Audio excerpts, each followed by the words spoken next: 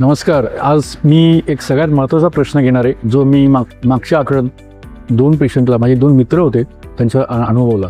एक मित्र डॉक्टरच आहे. फोन केला त्याने की मला अनइझी वाटते. तर मी म्हटलं तू लगेच निघून ये, कारण त्यांनी 1 वर्षापूर्वी स्ट्रेस टेस्ट केली होती आणि त्याची स्ट्रेस टेस्ट निगेटिव्ह होती. तरी त्याला म्हटलं तू निघून ये, कारण मला माहिती होतं की फॅमिली हिस्ट्री स्ट्रॉंग होती.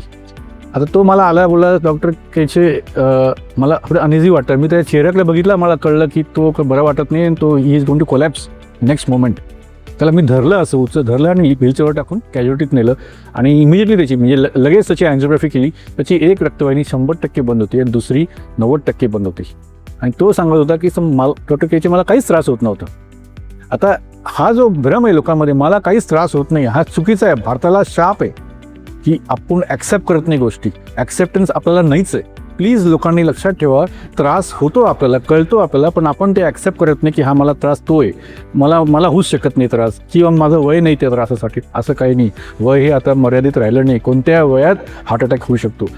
ह्या पेशंटला काही त्रास होत नव्हता, पण नंतर तो बोलला तर मला थकवा यायचा. मला थकवा येणे हे पण एक सिम्पटम्स आहे, कारण तो रोज 5-6 किलोमीटर चालायचा. तर his heart was accustom to that exercise.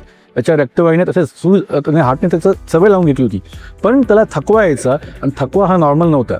सगळ्यात मोठं उदाहरण माझ्या वडिलांचं आहे. माझ्या वडील रोज 8 ते 10 किलोमीटर चालायचे आणि त्यांचं वॉकिंग 5 किलोमीटरवर आलं होतं. तर मला कधी कळलं की ते 7ला घरी येतात, ते तर आता 6:30ला घरी यायला लागले. तर मी त्यांना विचारलं लवकर काय येतात, थोडा थकवा येतो मला आणि वयामुळे येत असेल असं त्यांना वाटलं. मी लगेच अँजिओग्राफी केली, 90% ब्लॉक होते आणि अँजिओप्लास्टी झाली. हे डॉक्टर जे माझे मित्र होते त्यांचं सेम झालं. थकवा यायचा त्यांनी सांगितलं नाही. म्हणजे कोणताही तुम्हाला त्रास असेल तर तुम्ही लगेच तुमची स्ट्रेस टेस्ट करून घेतली पाहिजे. स्ट्रेस टेस्ट जर निगेटिव्ह असेल तर तुम्हाला काही हरकत नाही, पण स्ट्रेस टेस्ट सगळ्यात महत्त्वाची टेस्ट आहे. आणि दुसरं उदाहरण, जे आता मी परवाच त्याचं बायपास केलं आहे, त्याचं वय 38 वय होतं आणि सेम त्यांनी पण मला फोन केला, डॉक्टर आय फील टायर्ड. म्हणजे ही इज अ हॉटेलर आणि आय फील टायर्ड. पण तो रोज व्यायाम करायचा सगळं. इनफॅक्ट तो 10 दिवसापूर्वी पांडवलीने जाऊन आला होता.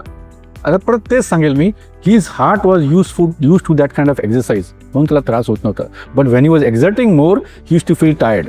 त्याला थोडा श्वास लागायचा. त्याला वाटायचं की मी जास्त व्यायाम करतो म्हणून श्वास लागतो. पहिले लागत नव्हतं, आता लागायला लागला. म्हणजे ते नवीन सिम्पटम्स आहे तुमचे. तर प्लीज तुमच्या शरीरावर तुम्ही लक्ष द्या. थोडं काही नवीन सिम्पटम्स आले तर लगेच डॉक्टरला भेटा आणि तपासण्या करून घ्या.